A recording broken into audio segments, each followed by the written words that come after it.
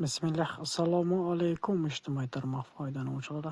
Navbatdagi obyektimiz Andijon shahrida. Qilqashlarimiz sizlarga manzur bo'lsa, albatta kanalimizni qo'llab-quvvatlab, obuna bo'lib, like bosib qo'yishingizni so'rab qolamiz. Sizlarni qanaqadir qiziqtirgan savol yoki shunga o'xshash biton zina xizmat zakazlaringiz bo'lsa, opisani telefon nomerimiz bemalol murojaat qilishingiz mumkin. Inshaalloh navbatdagi obyektimizda zinapoyasini razmerlarini qisqacha video obzor qilib tushuntirishga harakat qilamiz. Kimnidir qanaqadir yana tushunmagan savollar bo'lsa, bemalol telefon qilib so'rashingiz mumkin. Joyimizni общий balandligi 375, 24 ta stupenka tushgan bu yerda. Zinamiz aylana zina, vintovoy. O'rtada shlaka blok ozgina joy tekkan, qolgan joylar esa pomni aylanadi.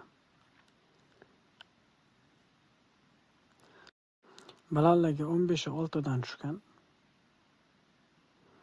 Birinchi stupenkamiz baland bo'lishining sababi hovlining nolini chiqarib tashlaganda, stashga qo'yilganda 15.6 qoladi. Mana shu zinapoyamizga 24 ta stupenka, ena 1.20, balandligi 15.6 dan. Avvalgi zinapoya. Xo'p, armatura ishlatilgan bunga. 12 megawatt armaturasi, 180 metr armatura solganmiz shunga. Baya videoda ko'rsatganimizda bu yerda temirdan zinapoya bo'lgan oldin.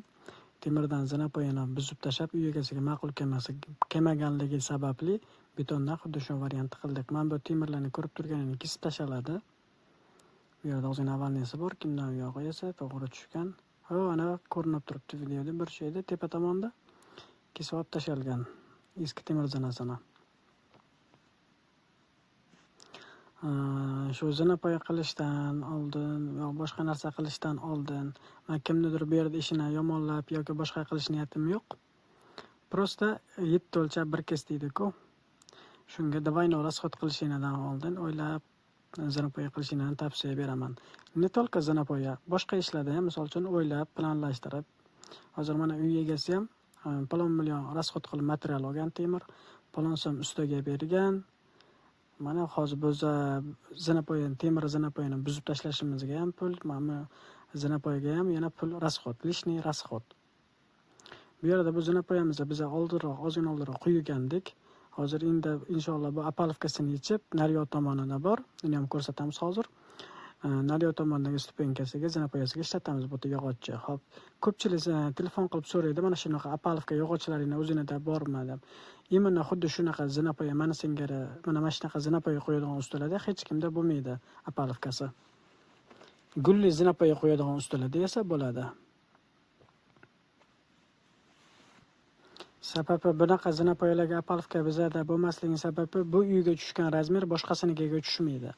Boshqa insonnikiga misol uchun xonadonga tushgan apalovkamiz ham olib yursa 2 marta 3 marta ishlatganda o'zi harom bo'lishni boshlaydi, taxtalar sinadi, boshqa bo'ladi.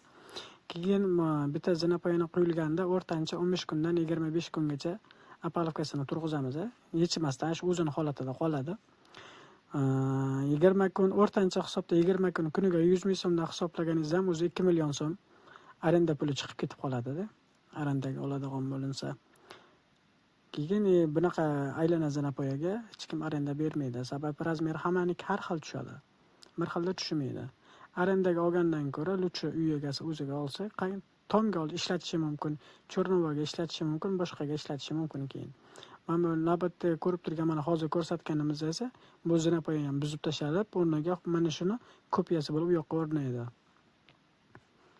Mana ko'rib turgan zinapoyani oldin profildan qilingan temir zina.